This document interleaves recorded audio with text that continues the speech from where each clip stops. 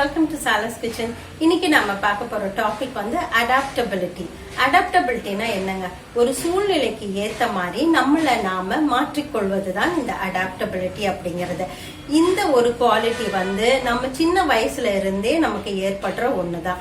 இப்ப குழந்தைங்களை எடுத்துக்கிட்டீங்கன்னா 3 வருஷம் வீட்டுல அம்மா அப்பாவோட பாதுகாப்புல இருக்காங்க. அதுக்கப்புறம் அவங்க வந்து ஸ்கூலுக்கு போகும்போது கொஞ்சம் அவங்கள தன்னைத்தானே மாத்திக்கிறாங்க.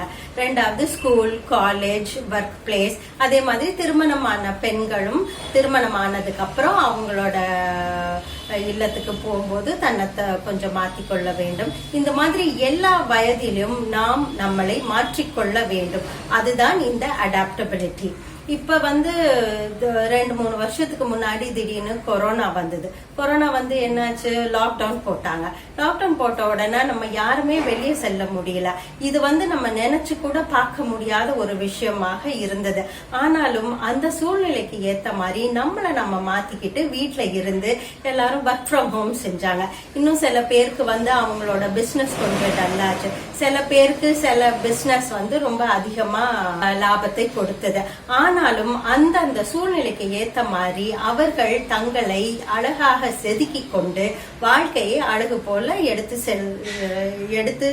சென்றிருக்கிறார்கள். அதுக்கு என்ன காரணம்? இந்த அடாப்டபிலிட்டி தாங்க காரணம். இப்ப செஸ் டோர்னமெண்ட் நடக்குது மகாபலிபுரத்துல.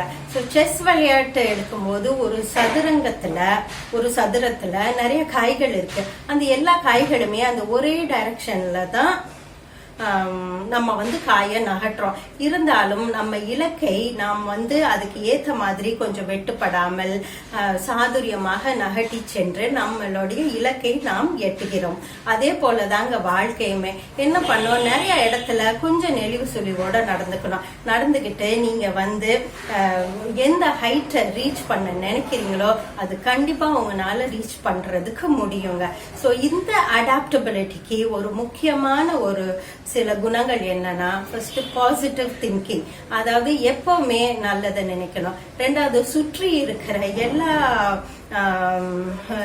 இருக்கிற நபர்கள் அல்லது அந்த என்வாயர்மெண்ட்டை நீங்க நல்லா உன்னிப்பாக கவனித்துக் கொண்டு அதுக்கு ஏற்றாற்போல் உங்களை கொஞ்சம் மாற்றிக்கொள்ள வேண்டும். உங்களுடைய குணத்தை முழுமையா மாத்திக்கவே முடியாதுங்க. அது மாத்திக்கிட்டாலும் அது வந்து நேச்சுரலா இருக்காது, சரியா இருக்காது. பட் நான் இப்படிதான் இருப்பேன்னு ஒரு 100% பிடிவாதமாகவும் இருக்கக்கூடாது. கொஞ்சம் எல்லாருக்கும் ஏற்க மாதிரி கொஞ்சம் அவங்களுக்கு வந்து ஒரு நெளிவு சுழிவோட நீங்க நடந்துக்கணும். ரெண்டாவது நல்ல கவனமாக நடக்கிற விஷயங்களை நல்ல கவனமாக கேட்டுக்கோங்க. அப்புறம் எல்லார்கிட்டையும் அன்பா பேசுங்க, பொலைட்டா இருங்க. சோ இந்த மாதிரி நிறைய விஷயங்கள் வந்து உங்களை அந்த சூழ்நிலைக்கு ஏற்றவாறு நீங்கள் உங்களை மாற்றிக்கொள்ள உங்களால் முடியும். முதல்ல எல்லாமே ஆரம்பத்துல ஒரு சிரமமாக தாங்க இருக்கும். ஆனா அது கொஞ்சம் கொஞ்சமா நீங்க பழகிட்டீங்கன்னா உங்களுக்கு அந்த புது இடம் ரொம்பவே ஒரு கம்ஃபர்டபுளா இருக்கும். சோ வந்து அடாப்டபிலிட்டியை ரொம்ப ஒரு முக்கியமான ஒரு குணமா எடுத்துக்கிட்டு நீங்க அதுக்கு ஏற்ற மாதிரி நடந்துக்கோங்க. உங்களுக்கு எல்லா சக்சஸும் கண்டிப்பா உங்களை தேடி வரும். நன்றி, வணக்கம். மீண்டும் உங்களை அடுத்த டாபிக்குடன் சந்திக்கிறேன். அதுவரை உங்களிடமிருந்து விடைபெறுவது உங்கள் விசாலாட்சி.